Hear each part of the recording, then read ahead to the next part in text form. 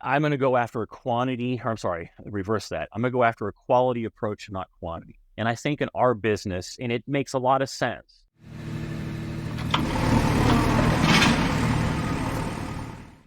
What's up, everybody? This is Mason McDonald, along with my co-host Dan Haberkos with the Big Picture Blueprint. And today we have the privilege of interviewing a friend of mine and someone that has made me a lot of money. So it's going to be a really great conversation. But before we get into that, Dan, how are you doing?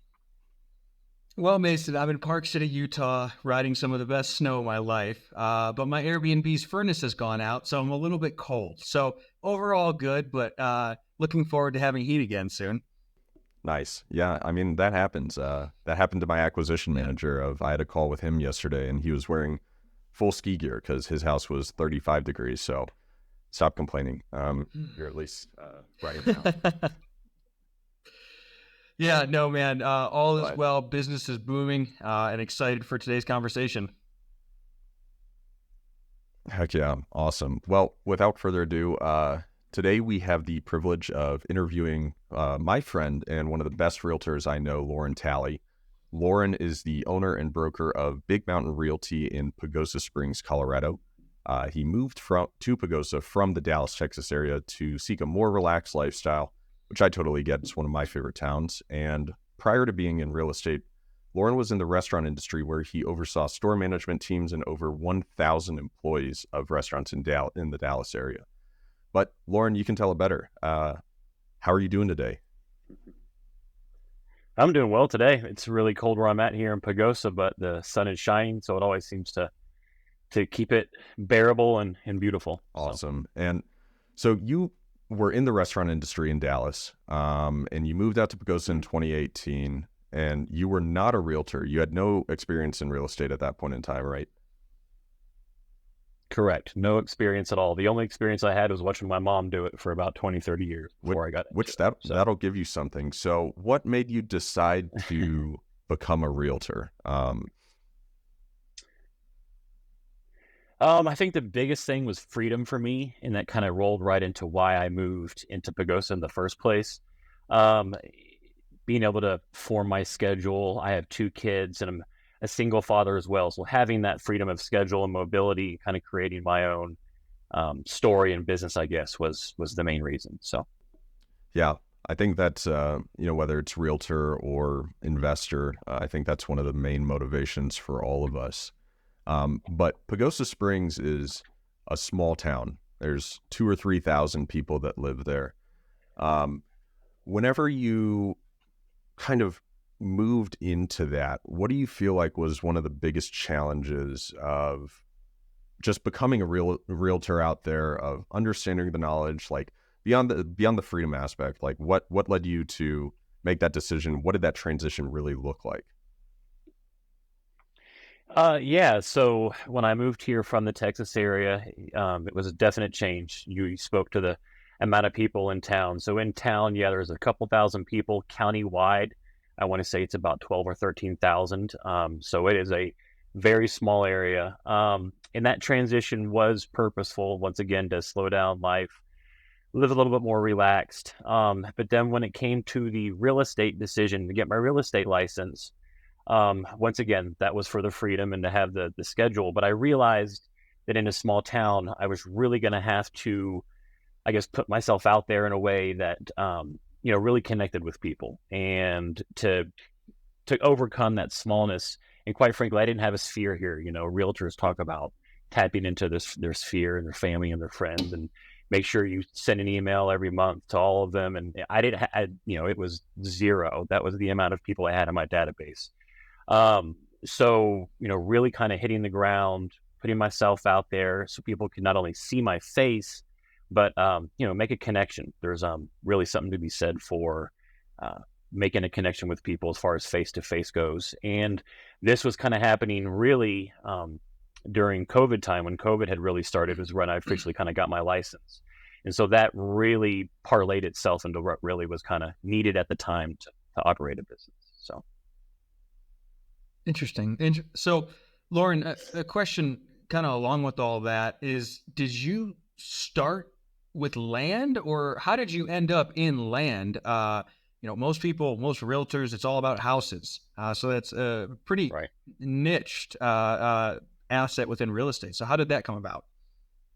Yeah, that's twofold. Some of it was purposeful, and the other part of it is that here in a small town, niching into one particular market really probably isn't a good idea when you're trying to find your footing. So to be honest with you, at first, I would have sold anything. If you could sell a dog legally on the MLS, I would have done it. So it was really all about just getting my foot in the door. And then as time went on, I really gravitated towards land because I like being outdoors is the number one thing. So, selling 35 acres is actually a pretty common thing out here, and walking all 35 acres is even more common when it comes to selling it and just getting out exploring. We've picked up antlers off of people's properties and given it to them at closing. We've picked up, Indian head arrowheads and that type of stuff. And that's kind of what makes it special is that little part of it. And then the other reason I think it kind of really went into land is the marketing. You really do kind of get back what you put out, for lack of saying it in a better way, but that really is true. So when I really started putting my marketing and my video focus onto land, that really was the calls I would get. And that really kind of goes for everything. So, it's if I was to probably put more of a focus on, luxury or commercial or whatever it was, I could, bet my bottom dollar that those would be the phone calls that I would start getting. So. That's fantastic. And I want to expand on the content creation because I mean that's what led me to trusting you to be the realtor on my very first deal that I did, and several more or a good amount more since then, where I know you've got videos of what it's like living in Pagosa Springs, what it takes to build giving in Pagosa Springs. So expand a little bit more on the content creation and just how you're able to add value and that strategy, especially in a market like Pagosa Springs, where it's a lot of secondary, it's vacation homes and people from out of state buying second houses. Right. So that actually plays right into it, because, it's one thing to look into a subdivision in a city that you already live in, or look into a school district in a county you already live in. But it's a whole nother thing to Google and investigate a town that you're completely unfamiliar with because you want to make a big change, or, like you said, invest or have a second home, that type of a thing. So that really kind of what does it for me. I realized that when I started making the videos that people absolutely were searching for the information. Google is your friend. If you use Google as your friend, it can be your enemy if you use it as your enemy, but Google can absolutely be your friend if you use it as your friend. And so YouTube is very powerful in allowing the people that want to see your content to see it and filtering out all the fluff. It's one thing to be able to put Facebook posts up and make sure that people are aware and that they think of you when they think of whatever it is, the business you're in. But it's a whole nother thing when they find someone through their own search and their own investigation and they connect. And that is a huge difference than having someone have their feed interrupted on Facebook versus, the search bar saying, "Hey, Loren Talley wants to talk to you." So. Yeah, so it sounds like I want to hit on this point here, and I think this is something Mason and I could do better at. We're working at, but you took your demographic, who you're trying to target, you figured out what they're looking for, what they want to know about, and you created content accordingly, as opposed to creating, pushy or irritating ads or talking about how great of a realtor you are. You didn't really market yourself directly. You just provided the information they needed so that when they were ready to act on that information, they called you. Is that accurate? Correct. That's very accurate. And I could definitely expand on the content, and I apologize, Mason. I went a little bit general on the answer to you there. But, as far as the content goes, people, they definitely want to know, and I say this is the title of the video, but what is it like living in Pagosa Springs? Because it's totally different. They want to know what are the positives and negatives, because, that's what it is. They want to know, are they going to have the available shopping? Where can they go eat? And then you can even get a little more granular with it and really kind of focus in and get the content to the right people that want to call you. And that's when you can go into, what you need to know about buying land in Pagosa Springs. And that's important, the in Pagosa Springs part, because that's different than Colorado Springs. It's different than Steamboat Springs. It's different than anywhere else. So that's very focus driven. So when you've got people in that funnel and you've provided them that general content that makes them feel comfortable that the decision they're making is, a good or a bad one, then you really kind of are speaking to them, and putting them in that process already. Because a lot of people don't get into that process, honestly, until they've had, 3 conversations with the realtor and they're finally in escrow and they're like, oh, well, who do we have to call and what do we need to look into to see if I can even, build on this land? And I really try to tap into that before, we ever even get to that point. So That's fantastic. Loren, who was your first client that you represented whenever you became a realtor? Were they a local or were they someone selling that's a local or someone coming in from out of state? Who was it? yeah, you want to know what's funny? YouTube has gotten me by far the most, clients. I'd say that YouTube by far in the video marketing probably is 85% of my lead generation. However, ironically, my website has got me a seller lead out in the Aspen Springs subdivision, and that actually was my first client. But I do remember one of my first YouTube clients, and his name was Franklin. He was originally from the Pagosa area, but currently lived in Hawaii, and just always looking into Pagosa and reminiscing on the internet, what's going on in Pagosa. He discovered me on YouTube, gave me a call. We made a couple of lots or purchases on lots similar to what you've done, Mason, and quickly turned them around for a good ROI. He referred me over to another client that lived in Telluride, and that just kind of continued the process. And that's kind of when I knew I had something going there, is when that kind of took off at that point. So, Loren, there are a number of things I want to ask you about there, but one of the biggest, so a lot of our audience has similar businesses to Mason and I, where they're going direct to seller for land or other assets. And one of the biggest things there is building trust, right? How do you remotely build trust with someone, a lot of times of an older demographic who's more afraid of scams? And you're doing the same thing when these people call you just off your videos on YouTube.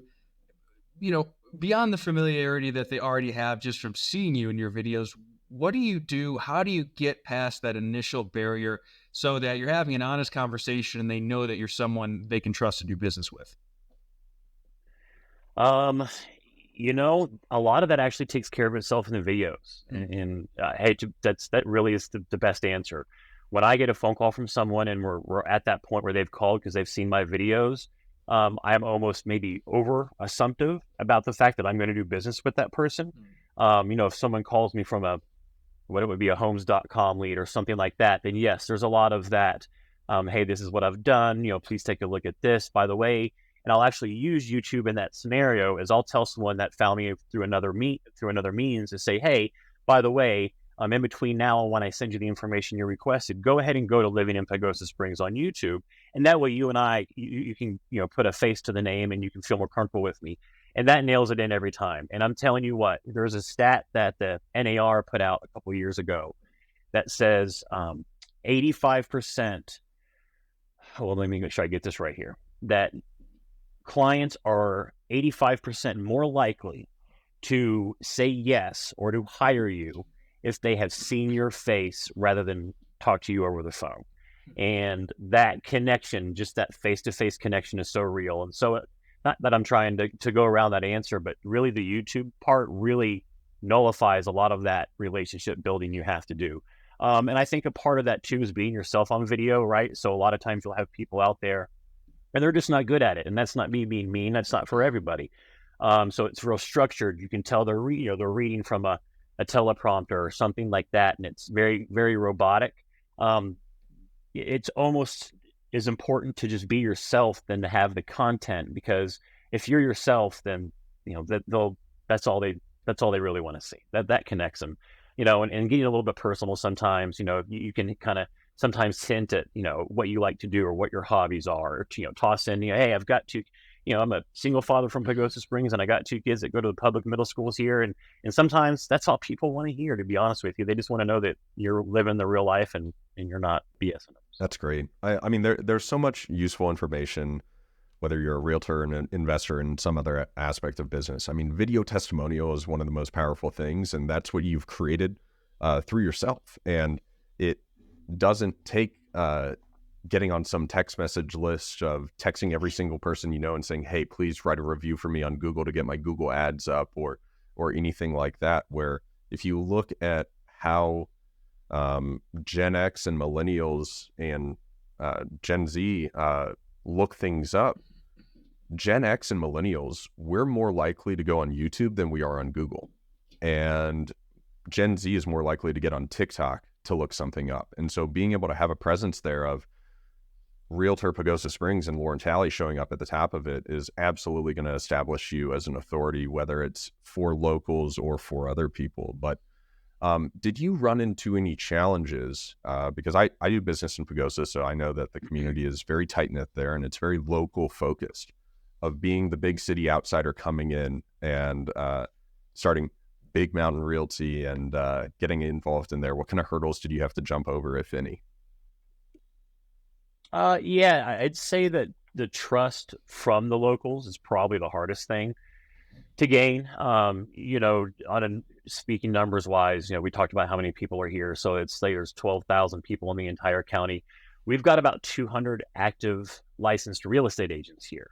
And, half of them have probably lived here for nearly half of their life, or if not all of it. And so they know everyone in town. And so that has been the biggest struggle. The videos really connect to the buyers, obviously, because they're investigating where they might want to live and that type of thing. So that's really, completely taken down that obstacle and the friction from connecting with buyers. But connecting with sellers is definitely the hardest obstacle here. I think part of that is on a personal level, I'm a little bit of an introvert, so you're not going to see me going out to the alley house or to meander and gobbing it up with all the people there. I'm more of just kind of a straight shooter business guy. So between 9 and 5, if you and I are having a conversation, that's where I'm at my best. I think that's part of it, and that's been the hardest, is just getting in connection with the locals, and not even really their trust, but you also have to understand, and I'm sure this happens in all areas of where we live. But there's a lot of people that were from small towns that have been here forever, and they don't want to see change. And a realtor or a real estate agent or, a Facebook marketplace ad for land for sale or whatever it is, to them is just a symbol of change. And they don't want to see that change because the same reasons that they're here are also the same reasons that you want to be here. And it's like a conflicting same interest type of scenario. So. Absolutely. And I think Pagosa is great, and you look at it and you wonder okay, it's got Wolf Creek Ski Resort 30 minutes away, which gets the most powder in the state. You've got the world's deepest hot springs right downtown, and yet it still stayed very small. So I went to college at Baylor University in Waco, Texas, and I was there for the rise of Chip and Joanna Gaines, and I saw what Chip and Joanna Gaines did in Waco. You have a similar couple doing a similar thing in Pagosa Springs with the Building Roots show on HGTV at Root House Coffee Company that you're showing in the video if you guys are watching on YouTube. Have you noticed, because I think the first season was, I don't know, a couple years ago, maybe, have you seen a change or an influx in either tourism or people wanting to buy property because of an HGTV show? And what's that been like? I have seen it, but not on a big scale. Excuse me. I've seen it more on an individual scale. So I have gotten phone calls and sold property directly to people that were only interested because they saw Ben and Christie's show on HGTV. So, I wouldn't say it was a big influx. It definitely made people aware. When you go in to get your coffee, you have people that are kind of just looking around, gawking and trying to see who they can see, and they feel like they're on camera, they're in a TV show, whatever it is. But no, I'd say more on an individual basis. And I did get phone calls, so thank you to Ben and Christie for the show.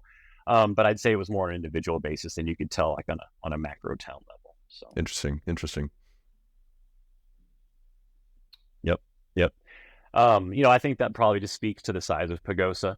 I will say this, not to diverge too much from the main point of the conversation, but I think if they would have had that show hitting the air in spring of 2020 or in summer of 2020, right before the takeoff of real estate in Pagosa, then you might be able to find a correlation there for sure. So Loren, something that's on everyone's mind is what's going to happen with the market. And I know, Mason and I are seeing a pretty similar uptick as we're heading into 2024 here. It's January the 17th. What are you seeing in somewhere like Pagosa Springs, Colorado? It's still very cold and it's a small town. Are you seeing any change as we get into the new year here? So the winter always slows it down a little bit. Our velocity of transactions naturally slows down and hits that valley all the time.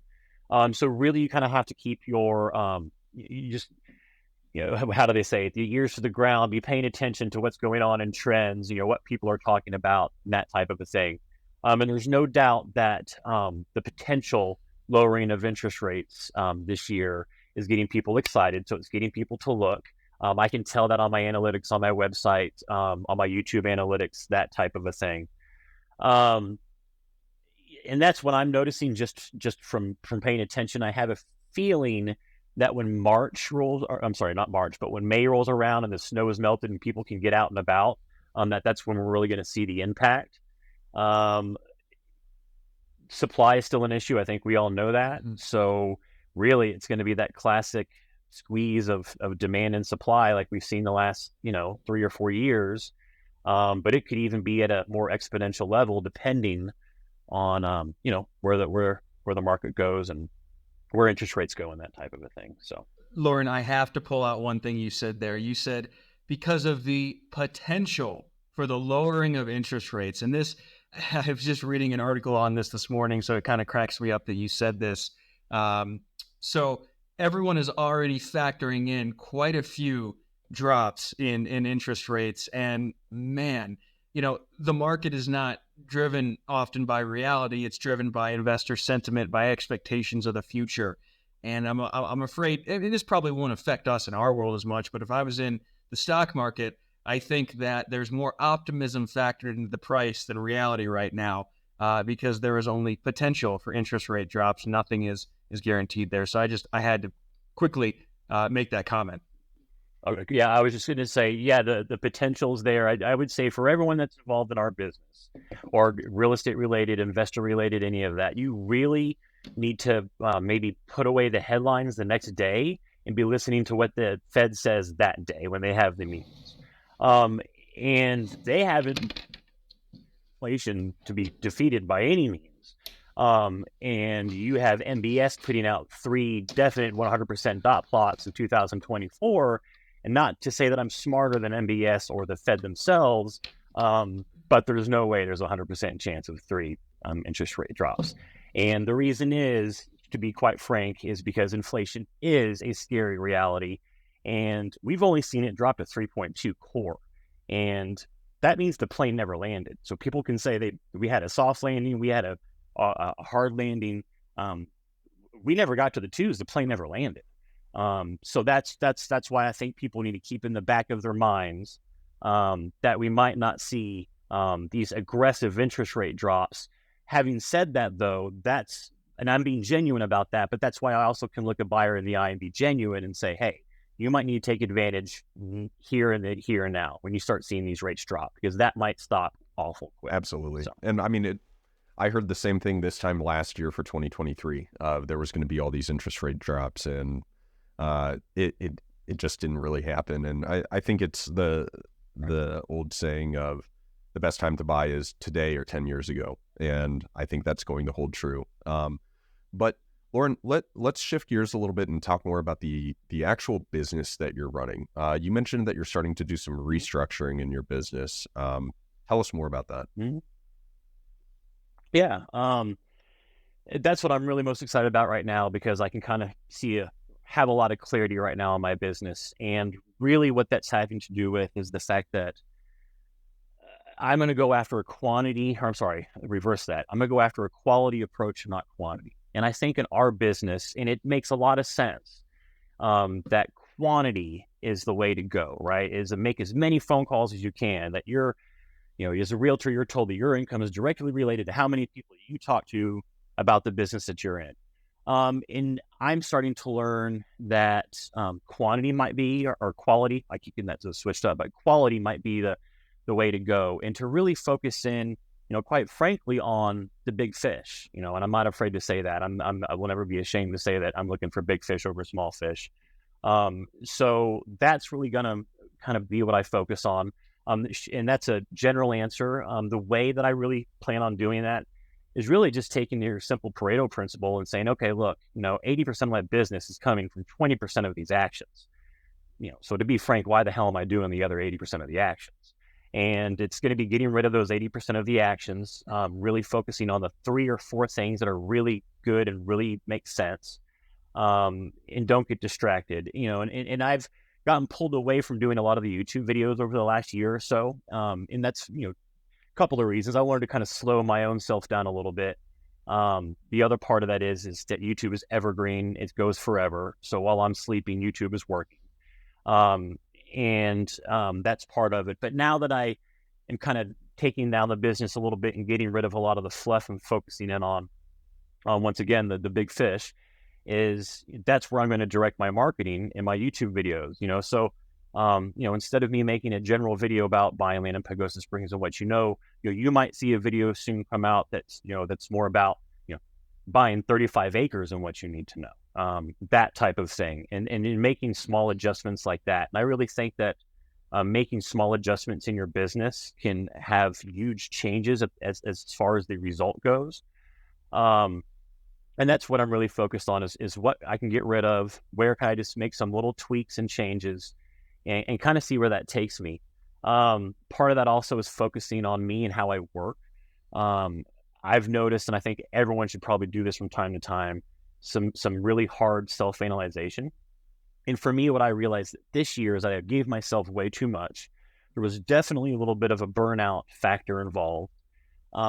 In that I've always known I have ADHD. And so the way that I was, working, on a daily basis, just really wasn't conducive to where I needed my business to be. And so that's part of it as well. So making changes in the way that I work, and how I schedule things and that type of thing is making a big difference too. So I'd say overall, it's really about, getting rid of what's not needed, focusing on just a few things and doing them really well. I read a book in December, and one of the quotes that stuck out from the book is, a master is not someone that can do something really well. A master is someone that can do something uniquely well. And that's what I plan on doing, is doing, taking these things and doing them really uniquely well and continuing to stand out. And instead of changing what I'm doing completely, let's really narrow it in and make it as perfect as possible.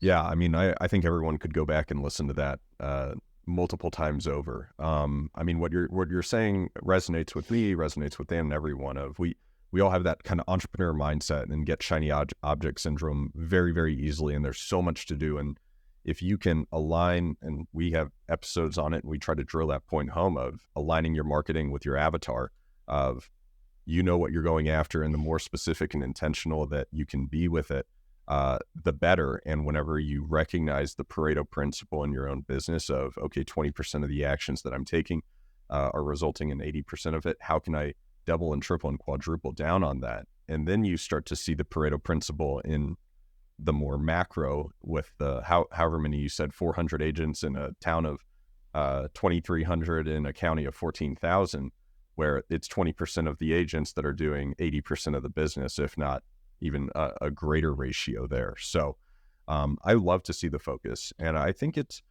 tricky. And you have a team under you where this is something that Dan and I talk about a lot, and I personally in my business go back and forth on, of the big fish, Moby Dick, the big whale. Those are really great, but sometimes they take longer, they're more complex. The small ones, the quick turnaround time, the volume business, the quantity over quality, it's really attractive to whenever one succeeds over the other. Whenever I have a huge deal close, I'm like, I'm all in on big deals. I'm not worrying about these small deals. And then I don't have a big deal close for 6 months, and I'm like, I'm all in on small deals. I just want to do that. So within your business, are you going to delegate your team to kind of focus on the smaller deals, the smaller fish, the quantity, and then you as the broker, the leader, the visionary, focus on the larger deals? That's correct. That's exactly what I plan on doing. And then I'm going to take it even actually a step further. And I apologize if this sounds arrogant at all. But I need to be better at saying no. So any new clients that we have from this point on, to be quite frank, we are going to ask them to have a value limit on the property that we're buying or selling with them. And that really is where the growth, I think, is going to happen. Once again, we're going to work with all of our past clients and our current clients just as we have, and we'll do as much business as they need, no matter how many times over.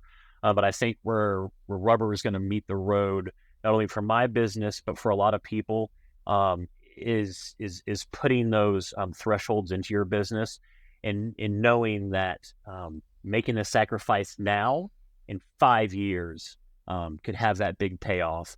And I lose sight a lot of times of the long-term picture because I'm more worried about a short-term decision that feels right. And what I really would like to do is take those goals and break it down from a 10 or 5 year stretch and go backwards with it and say, okay, look, if this goal that I created for this day, or whatever the action is for today, if that doesn't fit what I'm looking to have in 10 years, then should I really be doing it? And that does unfortunately mean that there's going to be people that you do have to tell no to. But once again, I think part of it is maybe how we're taught in the real estate industry. And not that it's wrong. It's not a wrong line of thinking to talk to as many people and to get out as many flyers and to do all of that. That is not necessarily wrong thinking.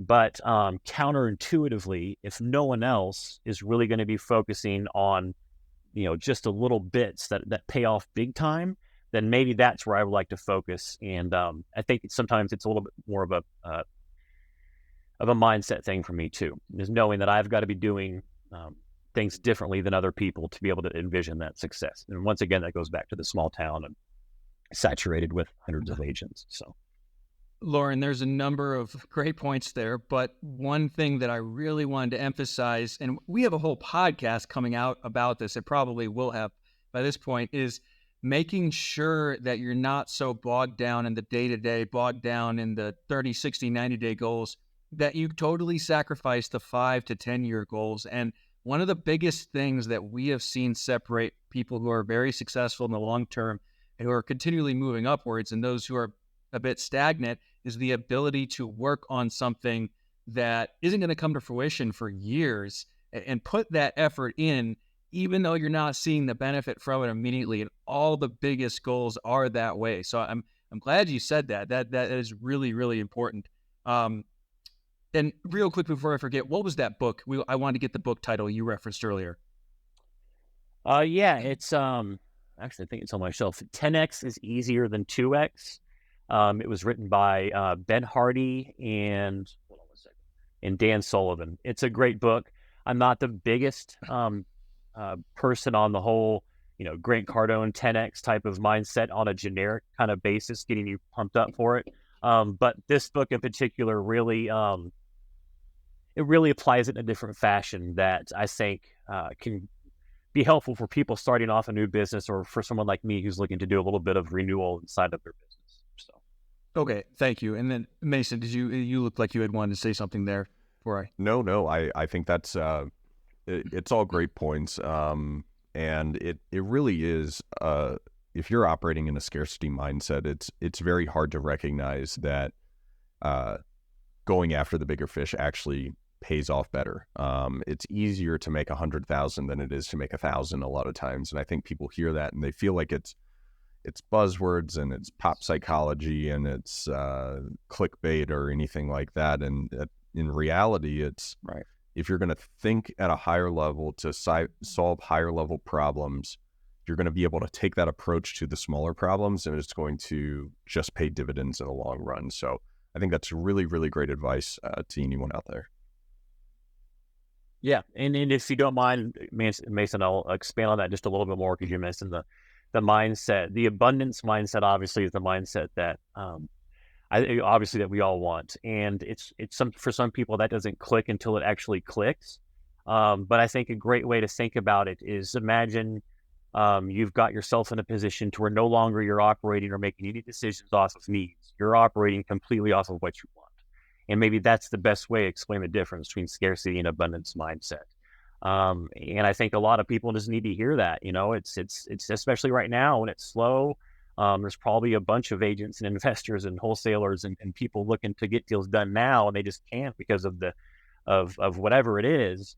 Um, that rolls right into what you talked about, having those elongated goals and knowing that the focus on the here and now aligned with the long term is usually the right way. Absolutely. So, And we recognize that we're talking about people that are in a stage of life where they're not worried about where their next meal is coming from, and if they can't make their rent payment or their mortgage payment that month because they do it, it's as you get those basic needs met of how can I elevate up Maslow's hierarchy of I've made my physiological needs, now how do I make these community needs and these self-actualization needs and apply that in the business setting. And I think whenever you can extend that idea into business, you're going to blow your business up in a way that you can't quite fathom. Awesome. agreed. Well, Loren, as we start wrapping up the show, are there any questions that you wish we had asked you that we did not? Oh, that's a good question about questions. I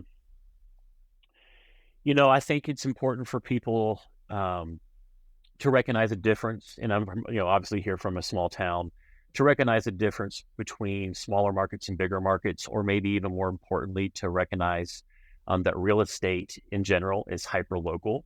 So really paying attention to the data if you're an investor is super important, and that means the data from that area, not from what you see on CNBC. And then from the reverse perspective, as a client, you need to be looking for someone that understands the data and what it means for that area. Someone blindly could say, "Golly, Loren, there's only 53 pending transactions in Archuleta County." While that might be true today, on a relative speaking terms, that person doesn't know what that actually means for January 19th or whatever day it is. They just don't know that. So I think it's very important to focus on the data for everybody. Because if you're from Dallas or from Austin looking to buy real estate in Pagosa, you need to understand that it might be two different completely things with the negotiations, where you start on the offer, all of that. So I think that's really important. Great. Awesome. Well, Loren, this has been fantastic. I think there's just so much information that applies to whether you're a realtor in a big city or a realtor in a small town or just a business person in general. So where can people find more out about you? Absolutely. Good question. So my YouTube, since we talked about it so much, is Living in Pagosa Springs. That's the name of the channel on YouTube. I just revamped my website and I'm super pumped about it. It looks really clean. So that's actually lorentalley.com. One thing that I'm learning along with all of this is that it's okay to put a little more focus on yourself as the business, and that homes and real estate is the product that I sell. So I went ahead and changed my website up from Pagosa Springs focus to lorentalley.com, so you can find me there. But that's the two main places. I'm on Facebook, Living in Pagosa Springs, Instagram, Living in Pagosa Springs. But if people want to give me a follow, YouTube is where it makes the most impact. There at Living in Pagosa Springs. Awesome. We'll make sure to include all that in the show notes. And I just went to lorentalley.com and it looks fantastic. This is one of the better looking websites that I've seen. So Loren, it was an absolute pleasure to have you on the show. It was great getting to talk and hear more about your background and your business. But we'll be in touch soon as we will continue to do more deals together. But for now, this is Mason McDonald and Dan Haberkost with the Big Picture Blueprint signing off.